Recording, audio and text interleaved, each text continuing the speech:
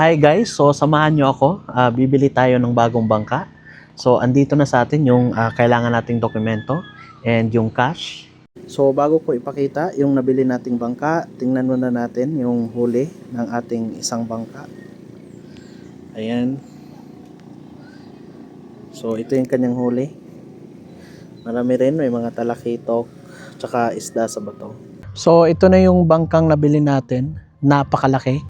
So ayan, ganyan siya kalaki.